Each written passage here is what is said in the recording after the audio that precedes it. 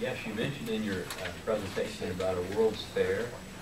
What year and where was that World's Fair at? I believe it was the 1939 World's Fair, and it would have been around New York, but my recollections of that is a touch hazy. Do you agree with most of Hawkins' theories? Did you take issue with any of them? No, I then need to see them tested, of course. The problem, of course, that if you want to test many of Hawkins' theories, you would have to create a black hole, which could lead to some rather disturbing ramifications.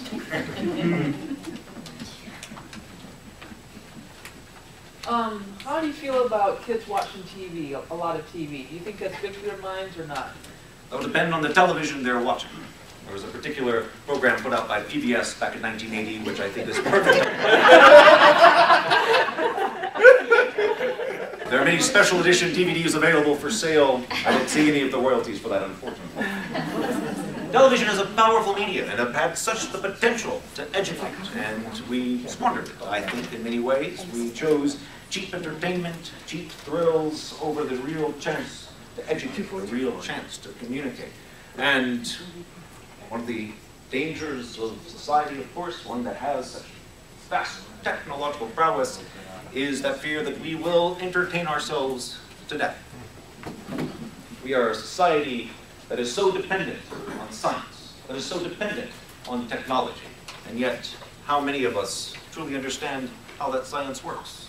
How many of us understand that technology and what that technology is capable of? The people making it, the people selling it to us, they understand. It is very dangerous when we lose the capacity to question, that capacity to understand the very world in which we live. It is not made with our hands.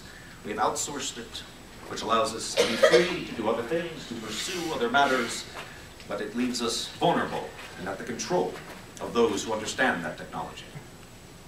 There may be just as much information in a television stream as in a whole library of books, but the value of information is not just in the number of bits, but in the quality of that information. Carl, this young man, do you want to ask a question right here? You change your mind? Do you have a question? No? Okay. Well then, I will ask you a question. Do you yourself create life? Do you have children? Do you have Yes, a wife? I have a handful of children that are my responsibility. So right now you'd be 78.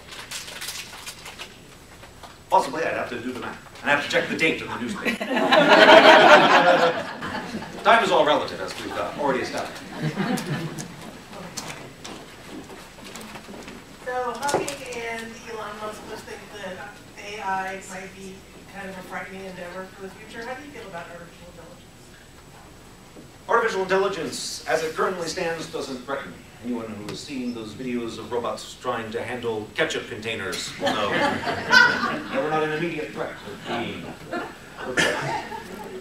But it's fascinating how we've developed artificial intelligence, how we've tried to come at it from a top-down approach to understand what intelligence is, that logical underpinning has failed us. And then researchers thought, well, why don't we go back to what worked for us? Let's start looking at natural selection. How can we have AI select for itself and become clever by putting it through those same processes that we went through? The intelligences they've discovered that way have been very complex, very nuanced, in many ways very alien. I feel that is more likely to be the future than Mr. Data. What about the robot that that actually was able to become a citizen in Britain? Well, I would want to know what they think about Brexit, I suppose.